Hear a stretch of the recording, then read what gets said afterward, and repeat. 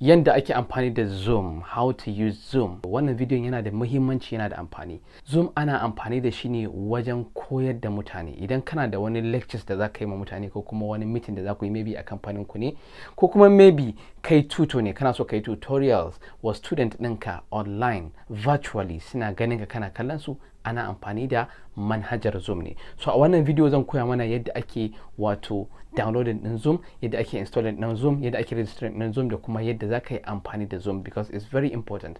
Kuma akwai classes ɗin ma da zan fara yi wanda through Zoom za mu fara yin su. Kuma amfanin Zoom shine za ga malamin ka kana kallon shi yana kallon ka, za ku yi karatu kuma ya maka karatun kana jin shi kuma ka tambaye shi ya baka ansa yadda ka san kuna tare, kuma kana gidanka kana zaune shi ma yana gidansa yana zaune, amma za ku yi karatun ku kuma lami lafiya kuma ka fahimta har ma ya fi yadda kake yi a classes, because a class baka da wasu opportunities, baka da wasu privileges, kuma an yi yawa kana tsoro ma ka yi wani tambaya ko wani abu, amma wannan one on one kake da malaminka za ka yi tambaya. Da haka this is a very important video, ku kalli bidiyon nan har ƙarshe. Za ka shiga wato app store ɗinka, idan kuma kana tare da Android ne sai ka shiga Play Store, sai ka je ka yi typing ɗin Zoom. Kana typing ɗin Zoom zai nuna maka wannan application ɗin, sai ka danna shi, sai ka yi downloading ɗin shi a wayanka. Bayan ka yi downloading ɗin shi a wayanka sai ka danna open.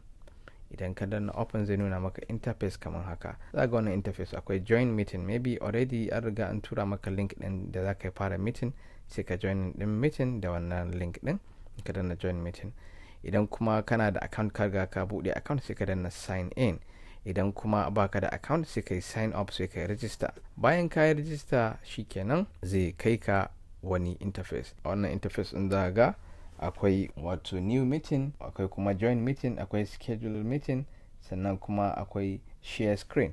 So you just play around with this app, and provided that ka install din wannan app din shikenan zaka iya amfani da shi insha Allah. Just play around. Zan so ka faɗa min menene ya faru a lokacin da ka download din application din, ka shiga gani shin application din ya maka sauki ko kuma shin ya maka wahala, ko kuma kana da wata tambaya akan wannan application na Zoom. So idan kun ji daɗin wannan video na Zoom, kada ku manta ku yi following din wannan page nawa na I am YDEEN for more, and make sure you like this video. Thank you.